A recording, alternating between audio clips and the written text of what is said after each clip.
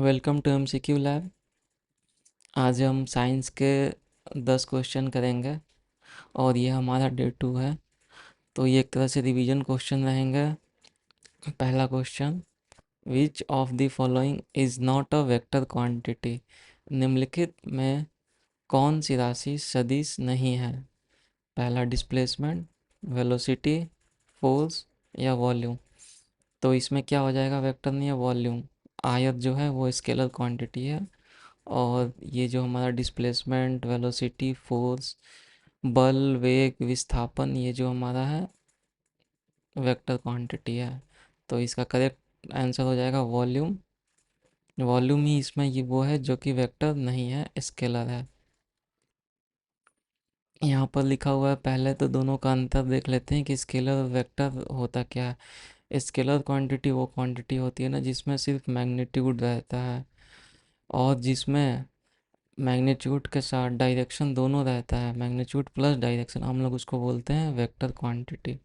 यहाँ पर दोनों का लिस्ट है, जैसे हमारा distance, speed, time, mass, temperature, work, power, energy, current, ये सब हमारा स्केलर हो गया।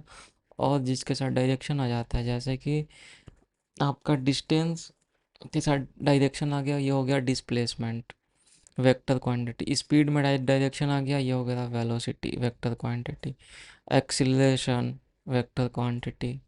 वेट, फोर्स, मोमेंटम, टॉर्क, ये सब हमारा वेक्टर क्वांटिटी हो जाता है। वेक्टर मतलब जिसमें मैग्नीट्यूड और डायरेक्शन दोनों होती है वो वेक्टर, जिसमें सिर्फ मैग्नीट्यूड होता है वो स्केलर।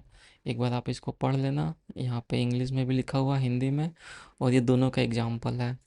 तो आते हैं दूसरे क्वेश्चन पे। Which one of the following is a vector quantity. इसमें हमें पूछ रहा है कि मोमेंटम, प्रेशर, एनर्जी, वर्क, इन चारों में से कौन सा वेक्टर है। तो कौन सा वेक्टर होगा? इसमें हमारा हो जाएगा मोमेंटम। संवेग जो हमारा है वो वेक्टर क्वांटिटी होता है और बाकी सब प्रेशर, वर्क, एनर्जी, ये तीनों हमारा स्केलर क्वांटिटी। यहाँ पे गलत नहीं करना है, इसीलिए मैंने इस क्वेश्चन को लिया है।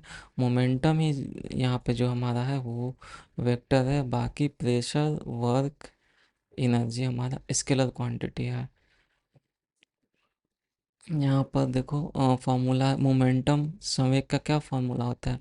मास को गुना कर दो वेलोसिटी के साथ। वेलोसिटी क्योंकि हमारा वेक्टर है तो ये वेक्टर हो गया। अब आप लोग को डाउट होगा कि प्रेशर में जो होता है फोर्स अपॉन एरिया, और फोर्स हमारा वेक्टर है, तो ये वेक्टर क्यों नहीं हुआ? तो ये वेक्टर इसलिए नहीं हुआ क्योंकि जो फोर्स लगता है प्रेशर के लिए वो सारे डायरेक्शन पे रहता है, ऑल डायरेक्शन पे रहता है। यहाँ पे लिखा होगा ऑल डायरेक्शन। तो इसका कोई स्पेसिफिक डायरेक्शन है नहीं, अगर चारों दिशाएं से आ रहा है तो कोई तो सिंगल है नहीं। तो ये हमारा क्या हो जाता है, इसमें डायरेक्शन का रोल जो है ख़त्म हो जाता है, यानी कि डायरेक्शन की भूमिका ख़त्म हो जाती है। तो सिर्फ हमारा ये हो गया स्केलर क्वांटिटी, इसलिए हमारा प्रेशर हो जाता है स्केलर क्वांटिटी। उसी तरह जो हमारा काइनेटिक एनर्जी है इसमें भी हाफ एम भी एच का, वेलोसिटी जो हमारा है वो वेक्टर होता है। तो ये क्या होता है कि इसमें भी हमारा जो वेलोसिटी होता है ना उसका हम लोग सिर्फ मैग्नीट्यूड लेते हैं, स्क्वायर ऑफ स्पीड लेते हैं। इसलिए यहाँ पे भी जो डायरेक्शन का इशू होता है वो ख़त्म हो गया। तो ये हो गया हमारा स्केलर क्वांटिटी। और वर्क में क्या होता है कि फोर्स और डिस्प्लेसमेंट का डॉट प्रोडक्ट लेते हैं। कभी भी दो फंक्शन का हम लोग डॉट प्रोडक्ट लेते हैं तो वो हमेशा स्केलर होता है। तो ये आप एक बार डिटेल में पढ़ लेना, इंग्लिश में इधर है, हिंदी में यहाँ पर है, और क्लियर हो जाएगा ये का, क्योंकि इंपॉर्टेंट क्वेश्चन है। तो हमारा फाइनल आंसर क्या हो गया? मोमेंटम। मोमेंटम है जो वेक्टर है। इसके अलावा प्रेशर, वर्क, एनर्जी सब स्केलर क्वांटिटी है। सबका फॉर्मूला यहाँ पे लिखा हुआ है, इंग्लिश में भी है, हिंदी में भी है। अब आते हैं दूसरे क्वेश्चन पे। Who gave the theory of gravity. Gravity का थ्योरी किसने दिया था? ग्रेविटी मतलब गुरुत्वाकर्षण का सिद्धांत किसने दिया था? अब सबको पता है न्यूटन ने दिया था, नहीं भी पता है तो आज सब जान जाओ, न्यूटन ने दिया था। और क्या फॉर्मूला था? F is equal to G M one M two upon R square. G हमारा ग्रेविटेशन हो गया, एम और एम टू दो ऑब्जेक्ट हो गया जिसको वन टू, और दोनों के बीच में जो डिस्टेंस है रेडियस का उसको स्क्वायर कर दो। तो ये हमारा फोर्स का फॉर्मूला है, ग्रेविटेशनल फोर्स का। तो किसने दिया था? तो इसका करेक्ट आंसर हो जाएगा आइजैक न्यूटन। आइजैक न्यूटन ने हमें ग्रेविटी का फॉर्मूला दिया था। इन्होंने कब दिया था? 1687 में दिया था ग्रेविटी का फॉर्मूला। और ये डिटेल्स है जिस जैसे अल्बर्ट आइंस्टाइन ने दिया था ई बराबर एम सी स्क्वायर। इसी तरह आर्यभट्ट का है, रामानुजन का, एक बार आप इसको देख पढ़ लेना डिटेल में वीडियो को रोक के। अब आते हैं नेक्स्ट क्वेश्चन पे। If an apple is released from an orbiting spaceship it will, अंतरिक्ष यान जो चक्कर लगा रहा है से एक सेव छोड़ा जाता है तो वह क्या होगा? अगर एक स्पेसशिप है, अंतरिक्ष में है, वो चक्कर लगा रहा है अंतरिक्ष में, उसमें से आप मान लो स्पेसशिप में हो और आपने क्या किया, स्पेसशिप में से एक सेव नीचे फेंक दिया, तो ये सेव क्या होगा? पृथ्वी की ओर गिरेगा, या कम गति से घूमता रहेगा, चक्कर काटता रहेगा, या अंतरिक्ष का जो ये विमान है स्पेसशिप, इसके स्पीड से ही चलेगा, या इससे ज़्यादा स्पीड हो जाएगा? तो बताइए क्या होगा? Fall towards the earth, move at a lower speed, move along with the spaceship at the same speed, या मूव एट हाई स्पीड। तो इस केस में क्या होगा कि ये जो सेव को हम फेंकेंगे तो ये स्पेसशिप के ही समान स्पीड से चलता रहेगा। यहाँ पे लिखा हुआ है if an apple is released from an orbiting spaceship it will move along with the spaceship at the same speed. ये सेम स्पीड से ही घूमता रहेगा। ऐसा इसलिए होता है क्योंकि अगर जैसे हम इसको फेंके, स्पेस में क्या रहता है, ग्रेविटेशनल फोर्स तो रहेगा नहीं, स्पेस में फ्री फॉलिंग ऑब्जेक्ट है। तो ये क्या रहेगा कि जैसे कि आप मान लो कि आप बस में हो, बस में आप एक बॉल, बस चल रही है स्पीड में, आप उसमें एक बॉल उछालते हो, तो वो बॉल क्या होता है, आपके हाथ में ही आएगा। जितना देर वो बॉल हवा में रहा उतना देर भी वो क्या हुआ, आपके हाथ में क्यों आया जब वो नीचे आया? क्योंकि वो बॉल सेम इनर्शिया मेंटेन कर लिया था, वो सेम स्पीड था। तो वो क्या होता है कि जब तक कि कोई उस पे दूसरा बल नहीं लगता है, अपोजिट फोर्स नहीं लगता है, तब तक कि वो उसी स्पीड में ही चलता रहेगा। तो सेम होता है स्पेस में भी। स्पेस में भी अगर कोई स्पेस क्राफ्ट सेम स्पीड से चल रही है और उसमें से कोई सेव को आप छोड़ देते हो, तो वो, क्योंकि वो स्पेस शिप में था ये सेव, तो स्पेस शिप का जो स्पीड है वही स्पीड सेव का ही भी रहेगा। अगर आप स्पेसशिप में से सेव को निकाल फेंक देते हो फिर भी उसी स्पीड पे चलता रहेगा जब तक कि इस पे कोई दूसरा फोर्स नहीं लग जाता है। तो इसका करेक्ट ऑप्शन हो जाएगा C, moves along with the spaceship at a same speed. अब आते हैं नेक्स्ट क्वेश्चन पे। हमारा नेक्स्ट क्वेश्चन है, ये भी इम्पोर्टेंट क्वेश्चन है। Two balls of iron and wood of same weight dropped from the same height in air, then हवा में लोहे और लकड़ी की समान भार की दो गेंदों की को गिराते हैं तो क्या होगा? जैसे कि दो बॉल है, मान लो ये हमारा लकड़ी का बॉल है और ये जो है ये आयरन का बॉल है।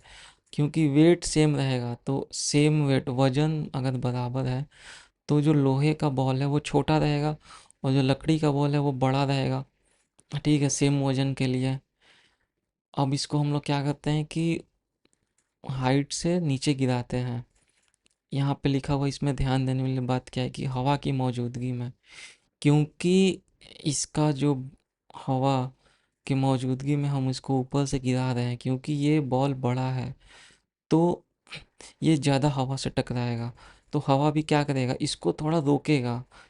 हवा क्या करेगा, इसको रोकेगा। जो जितना बड़ा होगा हवा उसको उतना रोकेगा, और ये छोटा है तो इसको हवा कम रोकेगा। इसलिए क्या होगा कि जो आयरन बॉल है, लोहे का जो गेंद है, वो ज़मीन पर जल्दी गिरेगा।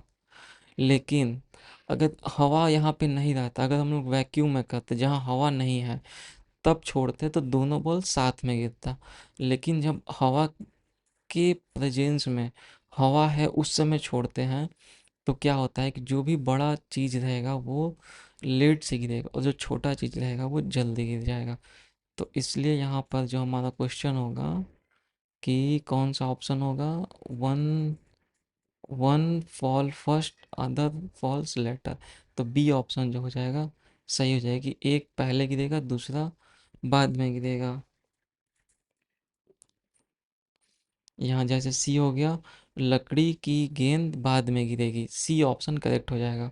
Wooden ball falls later, B से भी अच्छा सी है कि जो लकड़ी का बॉल है वो बाद में गिरेगा। पहला तो नहीं होगा, they reach the ground at the same point, पहला नहीं होगा, एक साथ नहीं पहुंचेंगे। अगर वैक्यूम रहता तो दोनों एक साथ पहुंचता। अगर यहाँ पर हवा नहीं रहता, एयर नहीं रहता, वैक्यूम लिखा रहता, अगर वैक्यूम में ये एक्सपेरिमेंट करते तो ऑप्शन ए सही होता। क्योंकि यहाँ एयर लिखा हुआ है तो दोनों बॉल साथ में नहीं गिरेगा, लकड़ी का बॉल देर से गिरेगा, तो सी करेक्ट ऑप्शन हो जाएगा इसके लिए।